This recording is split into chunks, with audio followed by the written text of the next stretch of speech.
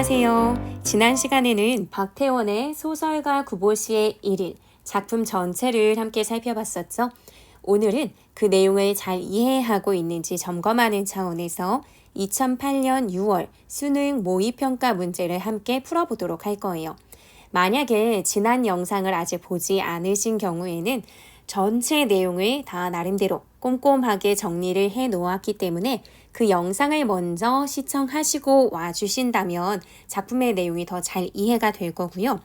이 문제 역시 미리 한번 풀어보시는 게 도움이 될 거예요.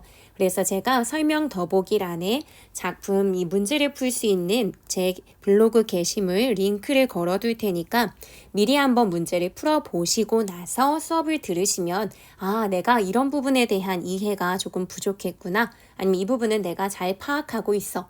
라는 것을 인지하실 수 있으실 거예요. 그렇기 때문에 우리가 문제를 통해서 점검해 보는 거거든요. 어떤 문제들이 출제가 되었었는지 한번 살펴보도록 하겠습니다. 첫 번째 문제는요. 위 글에 대한 설명으로 적절하지 않은 것은 이런 유형의 문제는 굉장히 잘 나오는 편인데요. 이건 단순한 이해 여부보다는요. 서술상의 특징과 관련된 걸 많이 물었어요. 공간과 관련된 거, 어미와 관련된 거, 사건의 배열과 관련된 거, 그리고 직접화법, 간접화법이라고 하는 그런 부분이라든지 쉼표를 의도적으로 사용했을 때의 효과 이런 걸 묻고 있습니다. 즉 서술상의 특징을 묻는 문제인데 발문만 약간 달라진 거예요. 이런 유형의 문제는 아주 어렵지는 않은 편인데 제가 봤을 때는 이 23번 문제를 학생들이 풀 때는 몇 개 조금 헷갈리는 부분들이 있을 것 같습니다. 그래서 그것들을 한번 짚어보도록 할 거고요. 24번 기억에서 미음까지에 나타난 구보의 심리나 태도에 대한 설명으로 적절하지 않은 것은 요거는 실시간으로 해결하는 문제라고 생각하시면 돼요. 기억이 나왔을 때는 여기 1번 선지, 니은이 나왔을 땐 2번 선지 왔다 갔다 확인하시면 큰 어려움 없이 답을 맞히실 수 있는 정도의 난이도라고 생각하시면 됩니다. 25번이 약간 어려울 수 있는 문제예요. 그래서 여기 지금 3점의 배점이 되어 있죠. 시점과 관련된 문제인데요. 시점을 말로 설명하지 않고 그림으로 했기 때문에 언뜻 보면 좀 어렵게 느낄 수 있습니다. 하지만 명확하게 보기에 있는 정보만 명확하게 파악하시면 사실은 이 보기에서 정보를 다 던져주고 있기 때문에 쉽게 접근할 수 있는 면도 있어요. 일단은 풀어보시고 그 다음에 제가 설명을 해드리도록 하겠습니다. 그리고 26번 위 글에 등장하는 세 사람이 미술관에서 우연히 만나 대화를 나눈다고 가정할 때 대화 내용으로 적절하지 않은 것은 저는 이거 굉장히 신선한 문제라고 생각을 했는데요. 이 인물들이 실제로는 미술관에서 만나지는 않아요. 하지만 미술이라고 하는 것도 하나의 예술을 대하는 태도고요. 그리고 지문에 나와 있는 인물들 셋이 갖고 있는 어떤 예술, 문학에 대한 태도가 있습니다. 그래서 지문에 있는 그 인물들의 태도를 잘 캐치하시고 그것을 잘 적용해서 풀어나가는 거예요. 그러니까 이 인물은 이렇게 생각해, 저 인물은 저렇게 생각해 라고 직접적으로 얘기해 주지 않고 여러분들이 지문에서 등장하는 세 사람의 어떤 예술에 대한, 문학에 대한 인식의 수준을 명확히 파악해야 또 한 번 미술에 적용시켜서 걸러지는 관점으로 적용해서 문제를 풀기 때문에 요것도 약간은 호락호락하지 않게 느껴질 수도 있어요. 어쨌든 4개의 문제가 한 문제 정도, 24번 문제 정도 빼고는 조금씩은 어렵게 느껴질 수 있는 부분들이 존재하기 때문에 일단은 꼼꼼하게 생각을 깊이 하시면서 풀어보시고 해설 영상을 저와 함께 보면서 공부를 해주셨으면 좋겠습니다. 그럼 영상 잠깐 멈추시고요. 문제 한번 꼭 풀어보시고 다시 영상을 봐주세요. 멈춤. 네, 문제 다 한번 풀어보셨나요?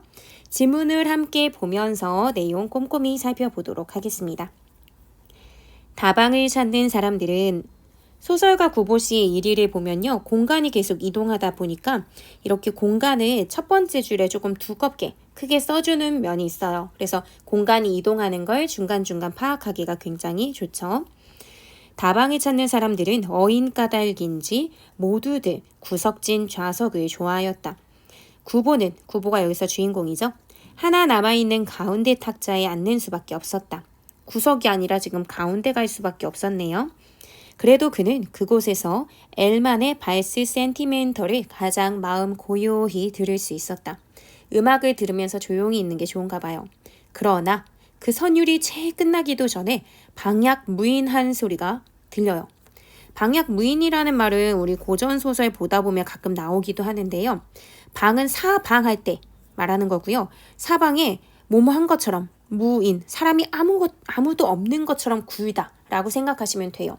즉 주변 사람들을 전혀 의식하지 않고 제멋대로 구는 때에 방약 무인이라고 합니다. 그러니까 좋은 말이 아니에요. 근데 방향 무인한 소리가 라고 하는 거 보면 주변을 전혀 의식하지 않은 채 엄청 큰 소리를 내지르는 한 인물이 구포시 아니오? 라고 한다는 거죠. 여기서의 구포시는 구보입니다. 구보는 다방 안의 모든 사람들의 시선을 온몸에 느끼며 방향 무인한 누군가가 구포시 아니야 하고 소리를 지르고 그때 모든 사람들이 나를 쳐다보는 것 같아. 그럼 어때요? 막 뿌듯하고 자랑스러워요? 아니겠죠. 여기 24번의 1. 창피스러움과 당혹스러움을 느끼고 있다. 맞겠죠? 틀린 거 찾는 거니까 요거는 이제 제끼고 갑니다. 계속해서 보면요. 소리나는 쪽을 돌아보았다. 나 굉장히 평화롭게 음악 듣고 있었는데 이게 뭐야. 중학을 2, 3년 일찍 마친 사내 어느 생명보험회사의 외교원이라는 말이 들었다. 평소에 결코 왕래가 없으면서도 그러니까 그렇게 친한 친구나 친한 친분을 갖고 있는 사람이 아니에요. 이제 이렇게 나를 아는 체 하려는 건 오직 얼굴이 새빨개지도록 먹은 술 탓인지도 몰랐다. 그러니까 술 취해갖고 조금 이렇게 주정 비슷하게 나에게 아는 척한 건가 봐요. 그래서 구보는 무표정한 얼굴로 그래 이 사람 만나려고 계획했던 사람은 아닌 것 같죠? 약간 얼굴을 끄덕해 보이면서 즉시 고개를 돌려버려요. 그러니까 반가운 얼굴 아니니까 그냥 아는 척 했고 그러니까 그냥 고개 돌리고 나 할 거 해야지 라고 생각한 거죠. 니은 부분 즉시 고개를 돌렸다. 상대방에 대한 거부감을 드러내고 있다. 맞는 내용이겠죠. 계속해서 이어서 보도록 하겠습니다. 그러나 눈치도 없는 그 사내는 또 한 번 역시 큰 소리로 이리 좀 안 오시려 하면서 이리 좀 와 하고 말하는 거죠. 그러면 내가 만약에 지금 계속 안 가고 버팅기면요. 계속 구포 이리 오라니까 하면서 막 큰 소리로 날 계속 부를 거 아니에요. 그러니까 게으르게나마 자리에서 일어나 그의 탁자로 가는 수밖에 없었다라고 합니다. 그러니까 가고 싶었던 게 결코 아니었다라고 볼 수 있겠죠. 디귿과 관련된 건 여기죠. 내키지는 않지만 어쩔 수 없이 행동하고 있다. 맞는 내용이라고 볼 수 있습니다. 계속해서 볼게요. 이리 좀 앉으시오. 참, 최군, 인사하지. 소설가 구포씨. 지금 보면요. 약간 좀 특이하다라는 생각 안 드세요?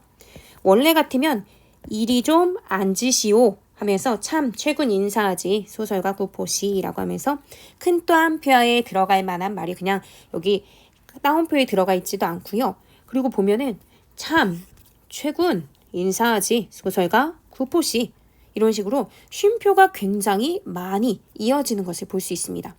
그러니까 최군한테 꼭 짚어서 이야기하면서 인사를 해야 된다라는 정보를 전달해주고 이 사람은 어떤 사람이냐? 소설가다. 그리고 구포시다. 구보긴 하지만 그러니까 쉼표를 통해서 지금 정보를 여기 마침표지만 계속 끊어주면서 최군을 상대로 얘기하면서 인사라고 하는 말을 한 거고 구포라고 하는 인물은 소설가다.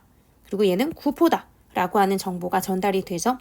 여기 보면 여기도 사내가 또 한 번 역시 큰 소리로 이리 좀 안 오시려 이런 식으로 한 번 또 얘기했고 또 큰 소리로 얘기했고 어떤 말을 했는지 이런 걸 쉼표로 딱딱딱 끊어주면서 정보를 지금 굉장히 눈에 쏙쏙 들어오게 전달을 해주고 있습니다.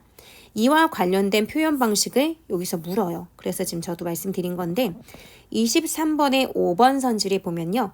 쉼표를 의도적으로 사용하여 그러니까 원래는 이 정도로 사용할 것이 아닌데 의도적으로 좀 많이 사용하면서 읽기 속도에 변화를 줘요. 쉼표를 계속 끊어주니까 한 번씩 호흡이 차단이 되죠. 그러니까 속도가 한 번씩 끊어지면서 조금 더디어지기도 하고요. 그러면서 쉼표를 경계로 한 정보 부분을 주목하게 하고 있습니다. 그러니까 5번도 맞는 내용이라고 볼 수 있어요. 그러면 본문 계속 이어서 볼게요. 이 사내는 어인 까닭인지 구보를 반드시 구포라고 발음하였다. 그는 맥주병을 들어보고 아이 쪽을 향하여 맥주 더 가져오라고 소리치고 다시 구보를 보고 그래 요새도 많이 쓰시우? 무어 별로 쓰는 거 없습니다. 여기까지는 사내가 얘기한 거고 이 부분은 또 구보가 얘기한 거고 경계가 없이 계속 말들이 쭉 이어지죠. 그렇기 때문에 여러분들이 읽을 때 굉장히 명확하게 딱딱딱 떨어지는 편안한 느낌은 없을 거예요. 의식의 흐름 기법을 사용하고 있는 소설들이 많이 그래요. 직접 인용이나 간접 인용이나 이런 거라든지 누군가 말하고 다른 사람이 대답하고 그런 것을 경계를 딱딱딱 지어서 한 번에 알아보기 쉽게 얘기해 주질 않아요. 한 명의 의식 속에 그냥 다 짬뽕돼서 들어가 있는 거죠.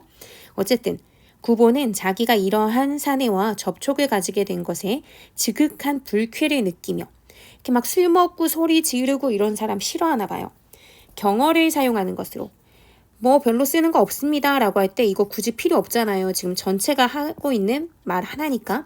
근데도 이 부분을 지금 강조해 준 거예요. 경어. 지금 거의 친구인 것 같은데도 불구하고 뭐 별로 쓰는 거 없습니다 하면서 경어를 쓰는 거죠.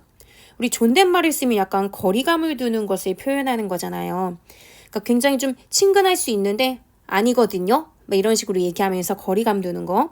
그래서 이걸 통해서 그와 사이에 간격을 두기로 했다. 그러니까 가까이 있고 싶지 않은 거예요. 그러나 이 딱한 사내는 그 막 술주정하고 소리치는 남자죠. 도리어 그것에서 일종의 득이감을 맛볼 수 있었는지도 모른다. 뭔가 내가 얻은 것 같아. 내가 더 우월한 것 같아 하는 느낌이죠. 왜냐하면 나에게 저 남자가 존댓말하네. 내가 이 정도야? 이렇게 생각한다는 거죠. 이 A 부분이 어떤 문제로 나왔냐면 시점 문제로 나왔었어요. 일단은 우리가 지금까지 본 걸 바탕으로 시점을 대강 한번 파악을 해보는 거예요. 여기 지금 막 넘어가 버렸네요. 일단은 우리가 보통은 작품의 주인공이 자기 이야기를 직접 하면 1인칭이라고 얘기하죠. 그리고 작품에 들어간 인물이 자기 얘기보단 주변의 것을 많이 관찰하면 1인칭 관찰자라고 이야기합니다. 근데 그 외에 전지적으로 그러니까 작품의 주인공이 아니라 그 외부의 관찰자나 이런 인물들이 얘기하면 3인칭 시점이라고 얘기하죠. 여기서는 일단은 주인공인 구보나 다른 사내와 그런 인물들이 등장할 때 나라고 하는 말이 없었어요. 1인칭은 아닌 거고요. 3인칭인데요. 여기 보면은 뭐뭐 한지도 모른다. 이런 식으로 얘기한다든지 지극한 불쾌를 느꼈다. 라고 심리가 드러나는 것으로 보아 전지적 작가 시점입니다. 일단 읽은 것으로도 충분히 알 수는 있는데요. 여기 지금 문제를 한번 보시면요. 이미 여기에도 정보를 줘요. 지금 보기의 가시점으로 원래는 서술이 되어 있는데 그럼 이거는 우리는 이미 소설을 보면서 그럼 이거 전지적 작가 시점인데 그럼 이게 전지적 작가 시점인가 봐 라고 생각하시면 되고요. 그것을 나의 시점으로 바꾼대요. 여기 지금 나가 나와 있죠? 나의 시점으로 바꾼다라고 이야기합니다. 그럼 한번 볼게요. 그림이 나와 있으니까. 그림을 보면요. 작가가 하나의 이야기를 할 때 지금 서술자를 동원했고 그 서술자가 전지적 시점이라고 해요. 맞네, 내가 파악한 거? 라고 생각했는데 지금 나도 한번 보시면요. 박태원 작가가 서술자를 동원했는데 이것도 전지적이래. 뭐야, 똑같이 전지적 작가 시점이면 시점을 바꿨다고 볼 수 있어?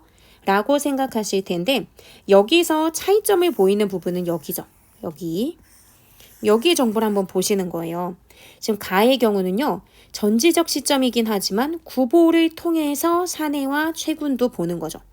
그런데 나로 바꿨다는 것은 서술자가 직접 사내나 구보나 최군에 대해서 얘기한다는 거예요. 근데 전지적 작가 시점이기 때문에 그러면 이 나의 관점으로 바꾸게 되면 다 균일하게 사내, 구보, 최군의 심리까지 다 읽어낼 수 있어야 되는 거예요. 근데 가 같은 경우에는 어떠냐면요. 구보의 눈을 거쳐서 사내나 최군을 이야기한다는 거죠. 이런 걸 뭐라고 하냐면 초점화된 화자라고도 얘기하고요. 구보를 통해서 주로 보는 걸로 얘기하니까 구보에게 초점을 맞춰서 그래서 전지적 작가 시점이면서도 조금 더 하나의 시점처럼 여기에 좀 제한해 뒀다라고 해서 제한된 전지적 작가 시점이라고 얘기해요. 한번 확인만 해볼게요. 우린 전지적 작가 시점만 생각했었는데 여기서 구보를 초점화했네 라고 생각한다면 여기 지금 본문을 보시면요. 구보는 하나 남아있는 가운데 탁자에 앉는 수밖에 없었다. 그래도 구보는 뭘 가장 마음에 들게 들을 수 있었다. 구보는 다방 안에 모든 사람들의 시선을 느꼈어요. 그러니까 구보는 이 사내가 어떤 행동을 하는 게 또 너무 불편해서 이렇게 하는 것에 뭐 불쾌감을 느꼈다. 이런 식으로 하면서 전반적으로 구보는 어땠다. 구보는 뭐뭐 할 수밖에 없었다. 다 초점이 구보에게 주로 맞추어져 있음을 알 수 있습니다. 그래서 구보가 사내에게 불쾌함을 느낀다든지 구보가 어떤 상황에 대해서 어떤 생각을 한다든지 구보에게 맞춰져 있는 거죠. 그런데 여기서는 지금 구보가 아니라 사내, 구보, 최군 모두 다 세 명 균일하게 생각해 줘야 돼요. 이 관점으로 한번 바꿔보는 거죠. 1. 이 사내는 내가 공손한 척 말하는 것을 지켜보고 있었다. 내가라고 하면 1인칭이잖아요. 그러면 당연히 답이 아닌 거고요. 2번, 이 사내는 내가 여기도 다 1인칭을 쓰고 있습니다. 1번, 2번은 답이 될 수가 없어요. 3번, 그 사내는 구보가 공손하게 말하는 것을 지켜보면서 득이에 찬 표정을 지었다. 이렇게 보면요. 아까 여기에서 세 명의 심리가 다 잘 드러나야 된다고 했죠. 나의 심리 상태로 바꿔야 되니까. 근데 일단은요. 구보가 공손하게 말하는 것을 지켜보면서 이것은 사내의 눈으로 본 거예요. 앞에서는 구보가 사내의 어떤 거에 보면서 뭐 불쾌했다 이런 거라면 이건 좀 바뀌었죠. 그래서 득이에 찬 표정을 지었다. 이것도 그냥 표정을 지은 거지 어떤 심리를 드러낸다고 하긴 다소 부족한데 어쨌든 득이에 찼다라는 걸 심리로 본다면 지금 다 사내에게만 맞추어져 있습니다. 그러니까 3번은 아니라고 볼 수 있겠죠. 4번, 그 사내는 딱하게도 구보가 공손한 척 말하는 것을 알지 못한 채 득이감에 맛보고 있었다 라고 얘기하죠. 그럼 일단 그 사내는 딱하게도 사내의 상황을 얘기해요. 어떤 심리적이나 뭐 사술자가 봤을 때 어떤 판단. 그 구보는 어떤 의도를 가졌었던 거냐면 공손한 척 말한 거였다. 근데 그걸 사내는 알지 못하고 득이감에 맛봤다 라고 얘기하면서 인물들이 갖고 있는 의도나 생각을 다 밝혀서 적어주고 있습니다. 그럼 답이 4번이 되는 거겠죠. 5번도 한번 볼게요. 그 사내는 딱하게도 구보가 공손한 척 말하는 것을 알지 못한 채 득이감에 맛보고 있었는지도 모른다. 그럼 이건 누구의 생각일까요? 구보의 생각일까요? 구보의 생각이라고 하면 조금 맞을 수도 있을지 모르겠지만 이 맥락에서 보면은 서술자가 말하는 거잖아요. 전지적 작가가 서술자니까. 그러면은 그 측면에서 봤을 때 득이감에 맛보고 있었는지도 모른다라는 것은 추측이에요. 추측이라는 것은 정확히 알지 못해서 짐작하는 거죠. 즉 정확히 알지 못하는 거. 서술자는요. 정확히 알지 못할 수가 없어요. 왜냐하면 여기서의 서술자는 전지적이기 때문에. 전지라는 것은 모든 것을 다 판단하고 아는 거잖아요. 근데 여기서는 서술자가 알지 못하는 것, 모르는 상태인 것으로 얘기했기 때문에 적절하지가 않습니다.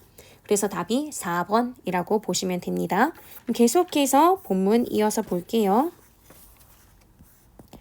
그뿐 아니라 그는 한 잔 10전짜리 차들을 마시고 있는 사람들 틈에서 그렇게 몇 병씩 맥주를 먹을 수 있는 것에 우월감을 갖고, 그러니까 돈이 많은 것에 대한 약간의 우월감이나 득이감, 내가 좀 다른 이들보다 나은 인물인데 난 그래서 좀 행복한데 라고 생각할지도 모른다. 그는 구보에게 술을 따라 권하고 내 참 구포시 작품을 해독하지.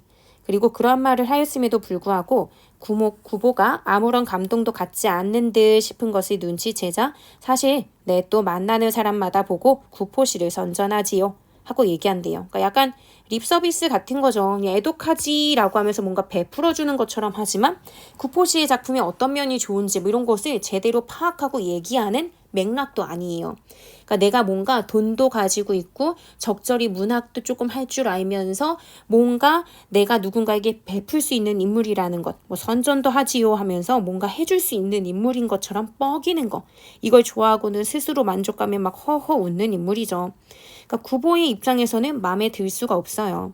구보는 의미 몽롱한 웃음을 웃으며 그냥 대충 웃어 넘겨주는 거죠. 문득 이 용감하고 또 무지한 사내를 고급으로 채용하여 구보 독자 권유원을 시키면 자기도 응당 몇십 명의 또는 몇백 명의 독자를 획득할 수 있을지 모르겠다고 그런 난데없는 생각을 했대요. 그러니까 얘가 그래도 돈도 좀 있고 막 말발도 되는 것 같고 그래서 내 작품을 선전해준다 하면은 그냥 이 사람을 진짜 내 작품의 독자 권유원을 시켜볼까? 그래서 내 글을 읽으라고 여기저기 판촉하고 다니는 사람으로 써볼까? 하고 난데없이 생각하고 묻습니다. 뭐겠어요? 아, 내가 이렇게 속물이 됐나? 뭐 이런 생각이겠죠? 여기 한번 리을 부분을 보면요. 상대방처럼 되지 못하는 자신을 비웃고 있다. 상대방, 그 사내처럼 지금 되고 싶은가요? 아니죠. 여기서는 그 사내에 대해서 굉장히 좀 싫어하는 감정이 있잖아요. 다만 구포시를 선전하지요 라고 하니까 혹시나 뭐 몇백 명의 독자를 좀 얻을 수 있을까 하는 생각을 순간 한 거란 말이에요. 그러니까 상대처럼 되고 싶은 생각은 없어요. 그러면서 비웃는 건 맞아요. 어떻게 보면. 이런 사람에게라도 내 작품을 좀 선전하게 해서 내가 소설을 좀 많이 팔 수 있으면 좋지 않을까? 라는 생각을 순간 하면서 웃은 거니까 여기서의 비웃음은 자신의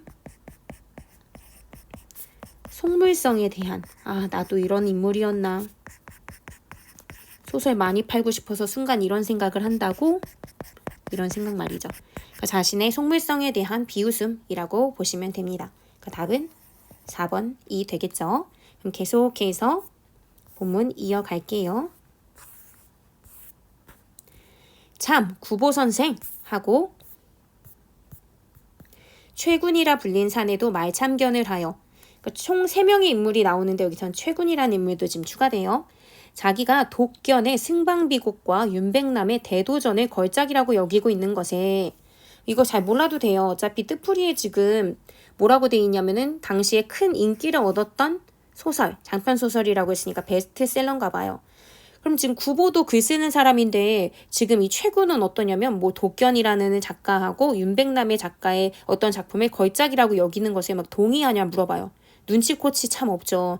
나 베스트셀러 읽고 있는데 라고 하면서 이거 멋지지 않아? 하면서 자기의 어떤 지적 허영심을 보여주는 그 동안 구보의 감정은 좀 생각 못 해줬죠. 동의를 구하고요. 이 어느 화재 보험회사의 권유원인지도 알 수 없는 이 사내는 가장 영리하게 또 눈치가 아예 없는 줄 알았는데 또 이렇게 얘기하죠. 구보 선생님의 작품은 따로 치고 앞에 지금 계시니까 구보 선생님 거는 뭐 당연히 좋겠지만 그거 외에 다른 작품을 생각하면 지금 요즘에 베스트셀러로 읽히고 있는 이런 게 좋지요 하고 얘기합니다. 그래서 그러한 말을 덧붙였다. 구보가 간신히 그것들이 좋은 작품이라고 말하였을 때 최군은 또 용기를 얻어 참 조선서 원고료는 얼마나 됩니까? 하고 물어본대요. 일단은 간신히 그것들이 좋은 작품이라고 말할 때의 심리는 어떻겠어요? 이 사람 뭐지? 막 이런 생각도 들면서 간신이라고 하면 만약에 진짜 내가 작가여도 어떤 존경하는 작가의 글이 있어서 너무 좋아 라고 생각하면 맞아요 이러겠죠. 내가 아무리 작가고 내 작품을 많이 팔아야 한다고 한들 다른 작가의 작품들을 다 막 낮잡아서 별로야 이렇게 얘기하진 않을 거 아니에요. 근데 별로 나는 동의하지는 않았던 것 같아요. 그래서 여기 보면 동의하지 않으면서도 상대방의 말을 마지못해 인정하고 있다. 맞는 내용이라고 보실 수 있겠죠. 계속해서 볼게요. 최군은 그 상황에서 원고료는 얼마나 받아요? 수입이 얼마나 돼? 라고 하면서 또 얘기합니다. 그러니까 좀 상대하고 싶지 않을 수도 있어요. 다 글 쓰는 나의 활동을 다 돈으로 생각하고 이야기하는 것 같다는 생각이 좀 들겠죠. 뭐 내가 홍보 좀 해줄게 뭐 이러더니 돈은 얼마나 벌어 뭐 이런 얘기들을 사내랑 최군이 지금 계속 하고 있으니까 구보는 이 사내가 원호료 이게 발음이 뭐 그렇게 헷갈릴 수 있는 발음인지는 잘 모르겠지만 원호료라 발음하지 않는 것에 경의를 표하였으나 물론 그는 이러한 종류의 사내에게 조선 작가의 생활 정도를 알려주어야 할 아무런 의무도 갖지 않는다. 지금 내가 얼마 벌고 있는지 사실 굳이 얘기하고 싶지 않잖아요. 그렇게 막 인기 작가도 아니고 전업 작가로 할 수 있는 상황이 아니라 지금 백수로 있고 엄마가 근심하고 있는 그런 상황이었죠.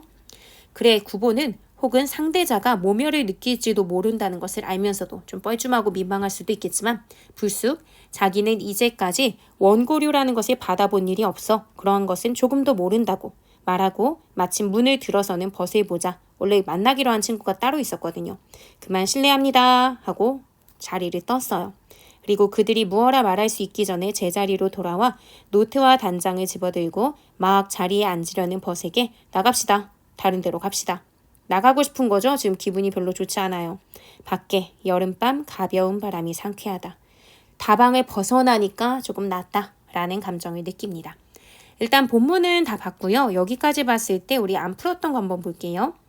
23번에 1. 제한된 공간. 여기선 다방이죠. 뚫려있지 않고 막힌 공간. 다방에서의 만남을 통해 여기서의 만남은 최군이랑 사내를 만난 거죠. 세태를 암시하고 있다. 세태, 세상의 모양이라고 한다고 했죠. 여기서는 돈이 중시되는 요걸 통해서 뭐 다른 사람을 판단한다든지 좀 뻐긴다든지 하는 그런 세태를 잘 보여줬었죠. 그래서 1번은 맞는 내용이고요. 2번, 현재형 어미를 사용해 인물의 내면을 생동감 있게 제시하고 있다. 여기만 봐도 어미 같은 걸 보면 상쾌하다. 보통 소설은 바람이 상쾌했다. 뭐 이렇게 끝내거든요. 근데 바람이 상쾌하다라고 하니까 내가 탁 나간 순간 훅 하고 지금 생동감 있게 뭔가가 펼쳐지는 것 같은 느낌. 이런 게 들죠. 여기도 아무런 의미도 갖지 않았다라고 할 수도 있는데 갖지 않는다. 이런 식으로 표현한다든지. 그러니까 전반적으로 그러니까 완전히 모두 다 현재형 시제는 아니지만 현재형 시제를 꽤 많이 사용하고 있고요. 이걸 통해서 인물이 갖고 있는 뭐 상쾌함이라든지 의무를 갖지 않고 나는 그래서 조선 작가의 생활 정도를 굳이 알려주고 싶지 않다 하는 그런 마음가짐이라든지 이런 내면을 생동감 있게 잘 보여주고 있습니다.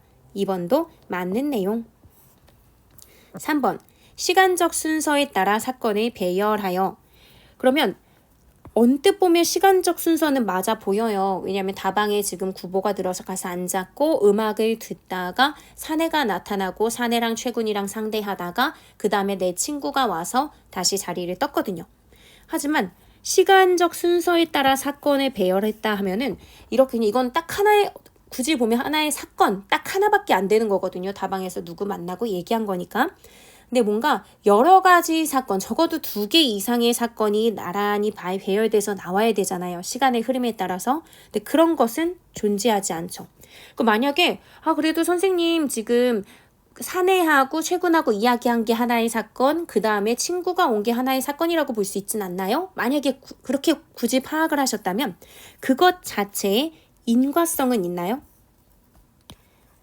사건과 사건이 시간의 흐름에 따라서 원인과 결과로서 나눠지거나 연결되는 부분이 또 없죠.